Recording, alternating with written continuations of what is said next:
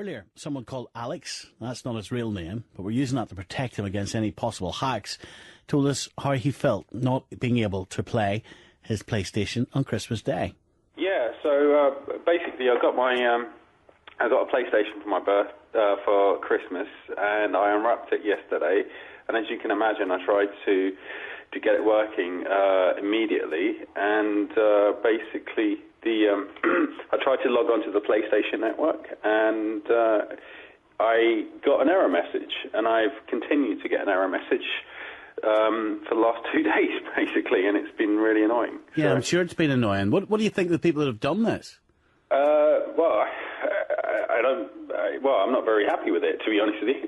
Not at all. It's really annoying because I just want to pay a lot of money for the PlayStation, and I want to be able to use it properly, and I can't. So. Yeah, of course, they're saying that it all started off for laughs, but this is a way of showing down how susceptible these companies are to hacking. They're actually doing this for the public good, Alex. Well, at the end of the day, I would expect Sony to have, proper security in place as standard, and that's all. That's what I suppose should really happen for a multinational company such as Sony, and they should really have good security, but still doesn't really excuse people hacking in there for fun and messing up. I don't know how many people have been affected by it, but it's loads. Has it ruined your Christmas? I wouldn't go that far, but it's been very, very annoying. Yeah, very annoying. Well, let's hear from Member 1 and Member 2. They claim to be from Lizard Squad, the group who claim to be behind this hack. Member 1 started by telling me why they'd carried out the attack. Largely to raise awareness regarding these issues. I mean, I'm rather curious. Would you trust a company we can just take down like this with your credit card information? So you're doing this for the public good? You want us to believe that? Yes. We're also doing it to amuse ourselves, but there's definitely the aspect of public good. And what is amusing about disrupting ordinary people's lives and getting some type of power kick out of it? I personally find many of the comments, lots of the response we've been receiving rather amusing. You find this funny too, Member 2, do you? I so much don't really find it that funny because I actually do security legally, so I don't really have the dark sense of humor as much as the other guys, but I was only just in it just because of the awareness of companies. Like, just giving you a small example, like the attacks were stopped for almost 14 hours ago now, right? And Sony are still struggling to fix their DNS servers, so they still don't propagate properly, whereas Microsoft have already managed to bypass that, and Xbox Live services are currently up and everyone's playing their games, and they're just enjoying their Boxing Day. And we still have people from Sony players, PS4 people just like tweeting in and asking us about the consoles just having issues. It just goes to show how unreliable Sony really is, which is one of the main reasons why I'm kind of interested in this. Yeah, and to hell with all of the people that get their lives disrupted in the meantime, is that right? You just don't care? Not so much that we don't care about their lives being disrupted. I mean, surely people could go through one day, it's just, it wasn't even a day in total. It was just like 12 to 14 hours. I mean, put it like this. Let's just say that these attacks weren't done on Christmas Day, right? These attacks were done on a random day. Let's just say it was done on the 20th of December. Would Sony and Microsoft take the attacks just as serious, if you think about it? Have you got children? I don't know. I've just turned 22. Right. Wonder what it's like for a child when he wakes up and he gets this as a Christmas present. Oh, and then he can't play it because of people like you. Yeah, that's understandable. I've got a 10-year-old brother. He came up to my room and he was just like, I can't play Minecraft. And I'm like, oh, it's fine. Services will be back up soon. So he just went downstairs and ended up watching Nickelodeon. Maybe you should have told him I'm the idiot that's disrupting children's lives on Christmas Day. Well, it's not really disrupting if it's just a day, I wouldn't really take it that far. I mean, it's security. So how's it not disrupting? So when you've got children on Christmas Day, they've got a present, their parents might have worked all year to buy that present. And you're disrupting their lives on Christmas Day. And why? Because you can. Right, exactly. Just because we can. But not only that, but put it like this: is Christmas really about children playing their new consoles or playing with their new toys, or is it about them spending times with their family and celebrating Christmas? I think everyone's just taking it completely out of the ordinary, whereas people are saying, oh, I've spent this amount on a console which is useless and it doesn't work, and that it's not about kids playing their games or going out and stuff. It's about spending time with their families. So now you, a 22-year-old who's barely lived with no children, no family, in terms of children around you, now you're deciding how people should live their lives on Christmas Day. Now you're deciding what's important to them at Christmas Day. That's just my opinion. It's not a fact. It's just my opinion. Yeah, but you're enforcing your opinion on others, aren't you? That's what you're doing. Well, it happened, so we can't go back now. It wasn't really, we weren't going to go back in the first place. It was just something that was planned, really. Why did you choose Sony and Microsoft? Specific reasons.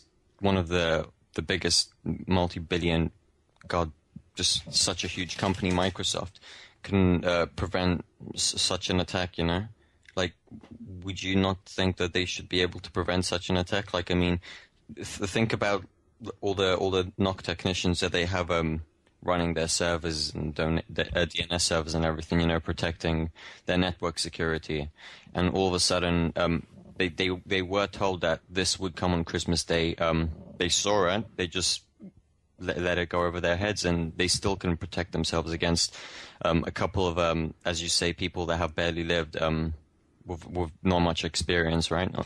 Of living, and they can protect themselves against people like us. Well, you said you work in security, so have you got a lot of training? Just how sophisticated a hacker are you? I wouldn't really call myself a top-grade hacker. I know people that are way better than me, but I think I know my stuff, so I think it's fair to say that I do know some of my stuff, and this just proves it, right?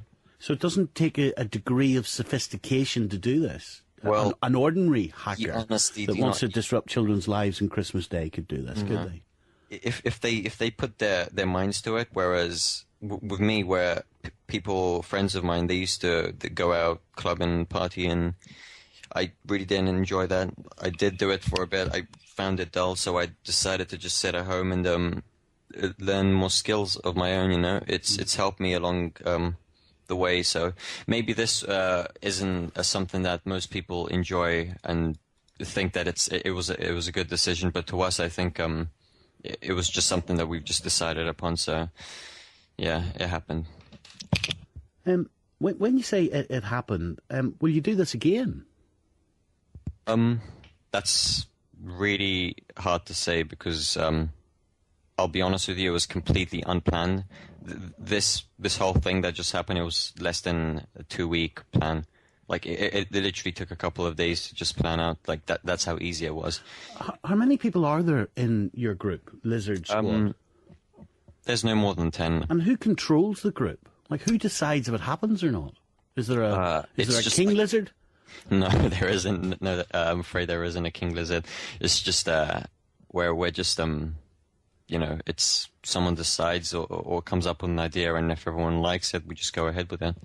It is pretty remarkable, actually, that you know that someone like you and a handful of other teenagers, 20-year-olds, can disrupt the company to this extent. I'll give you that. And yet you're trying to tell me that you do this for moral reasons, right? This specifically wasn't for a moral reason. This was the first time that I've done anything like grey hat-wise. I'm usually more of the white hat security type of person where I try and tend to help people out. But I just decided to get in on this. You know, I mean, I really don't feel that I shouldn't have. But so you don't feel any sense of shame? In all honesty, if I did, I would have probably apologized by now, but no, I don't. You see, some people might question your morality. Some people might question the type of 22-year-old little hacker that you are. Because Twitter reports say that the owner of Mega Upload, Kim.com, offered your squad 3,000 lifetime encrypted vouchers to stop the hacking, which you accepted. We did, yeah. Right. So it was nothing really to do with exposing a company for the greater good. You took the money and you ran, didn't you, like a petty criminal? Well, we didn't really expect money from it in the first place. If we really cared about money, we could have used the Twitter accounts that we generated over 50,000 followers within 24 to 48 hours. We could have used that for monetization, you know. We could have easily linked out a couple of, sent out a couple of linked profiles or whatever that could literally, like, each click gain us 3 to 6 cents, depending per country. France, for example. Why did you take the vouchers then? It was just an offer, you know. We were really, it's hard to say. It was just a one-time thing. It's $300,000 worth of vouchers. Dirty, grubby greed. Well, that's what happens. I'm afraid that's what it is like in the security business. Many children's lives do you think you disrupted for your greed? God, well, we have been called the Grinches of 2014, so God, I wouldn't even be able to even go, like, think of a number. I think it's just millions. Millions, like quite a few of them, like your little 10-year-old brother. Yeah. But I don't think... That makes you a man, doesn't it? Makes you a real man. You must feel powerful disrupting 10-year-olds. It really depends. I don't know. I don't really have an opinion on that. You feel strong, do you?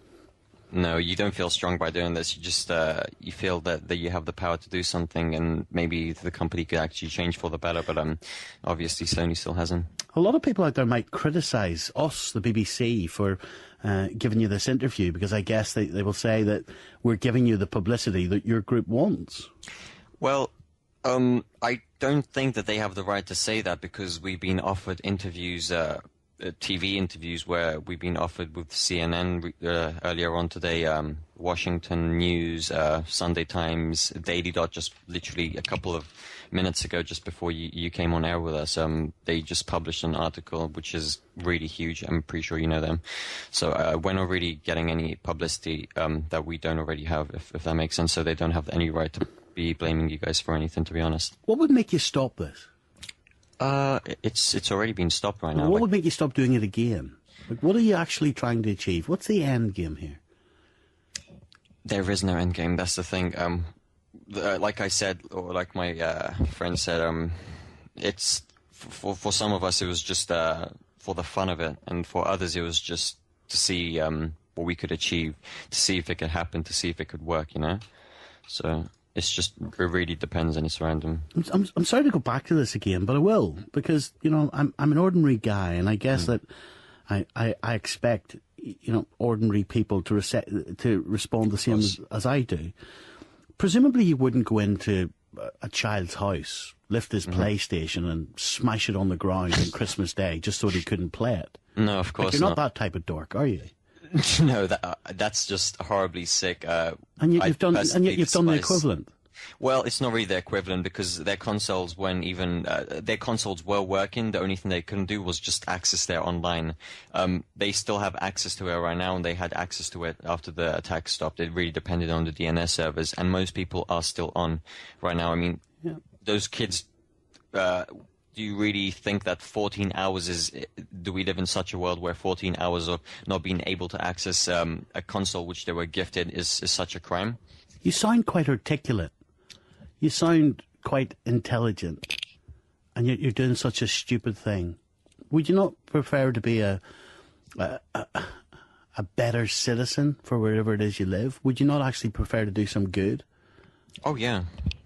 That's pretty much what we usually do, but like I said, this was just a bit of fun, which we didn't really plan too much. We just thought that we should just do it, you know. I can't really say any more than that, to be honest. But yeah, one day Let me go back to Alex, who's been listening to this. Sure. Alex, what have you made of what you've heard? Well, I mean, it's very admirable, you know, to try and expose the security flaws of multinational companies, which make a lot of money from ordinary people buying their products and so forth. So, you know, I do expect them to have really high security, but I would contend that doing it on Christmas Day and doing it in such a fashion is not the right way of doing things, really, because you've upset a lot of people. A lot of kids out there, a lot of, you know, young people that, have only a few days during the year where they can, hang out with their families and spend time with them and, just have fun. And to do it, over these days, I don't think it's right. Number two, can I just come back to you again? Why are you not frightened of getting caught? I'll be honest with you. I've been told by several people, friends and family that know of this, workers, that there is a chance that I will get caught, and I personally I'm not really that worried about it, to be honest. If I get caught, then I get caught. Maybe I'll end up serving time, or maybe I'll end up helping companies or helping the company that we attack. To, just help them get better, I guess. So, I'm interested in how this group actually formed. It's pretty interesting. Some of us didn't know others, and some of us were close friends from years ago. Let's just say, this sounds really bad, but the majority of the security researchers out there start on underground hacking forums. You have to lurk to understand what's going on. You have to be able to hack to be able to prevent other companies from getting hacked, It's the basics. So we started on underground hacking forums, really, where you were either invited to the forum or you had to build your own reputation and stuff like that. That's where we started, at least. And we just joined other forums and we met one another, shared skills and assets. Here's my final question. Remember, when I'll ask you this, so what do you predict the future is? Are we going to... Do you think the future is groups like yours disrupting national companies who... I believe that's going to keep happening until these companies actually take some steps to prevent these attacks. I mean, for me, doing that, preventing attacks like this would be relatively simple, but it appears that companies like Sony or Microsoft don't just have the kind of people to do this on their payroll for some reason. Or either that or they're just not putting enough money into it. Well, I don't believe you. So you're telling me it's relatively simple and they just haven't done it? Yeah, it is relatively simple. It would take an investment of a couple of $1 million per month, maybe, to prevent attacks like this, but that would be nothing for Sony or Microsoft. They make that in a day. Just think of how much they lost in the past 14 hours. Well, in the 14 hours that Sony's almost been offline for over 24 hours. Actually, they have Microsoft have got back onto their feet because they actually have people that know what they're doing, somewhat know what they're doing. Whereas Sony is still charging £4 to £5 a month for their membership, and they still can't prevent their servers from or they can't upgrade their servers to the state where they could actually prevent such a simple attack. It costs money, but in the long run, it's so worth it. They just don't do it because they want to keep money for themselves. Maybe now they'll change their minds after what's just happened, hopefully. Yeah, there's a statement here from Microsoft. Yesterday, some users weren't able to sign in to Xbox Live. Our teams worked throughout the holiday to resolve the issue, and Xbox Live core services have now been restored. How come they can't, I've always been told follow the money if you want to find criminals, people like you too. How come you can't be found through these encrypted vouchers, member one? Well, I've got the encrypted vouchers here, but I'm personally not going to use them. I mean, it would be rather hard to identify me based on those vouchers. And even if that happened, that wouldn't hurt me at all. I mean, the cops could come here, they'd pick up a computer, they'd look at the computer for a while, then they'd find out there's really nothing that connects me to these attacks conclusively on the computer. And then they'd have to let me go. You going to spend your money, number two? I honestly, like I told number one, I really don't care about the money. I told them that I would get rid of these vouchers for them, and I don't want a percentage of it. They offered me a percentage and everything as we share it, and I said no, I don't really want any money from it. Why do you take them then? I'm just selling it. I'm not doing anything else other than that. All I do is just sell it and give them their shares, and that's it. I'm done. I don't even want a penny from it. I don't care about the money. Why did you take them? Well, the vouchers. Yeah. Well, it wasn't just our decision. I mean, my decision to just say, look, we don't want the vouchers. There's a bunch of us, So if the majority of them wanted it, then I can't say no, Well, there you go. Interesting conversation. Some of you will support what that group are doing. Some of you won't. Here's the number, 0500 909 693. We'll get the news now. It's 11:30. On digital, online, smartphone and tablet. This is BBC 5 Live. For the latest 5 Live news, I'm Pete.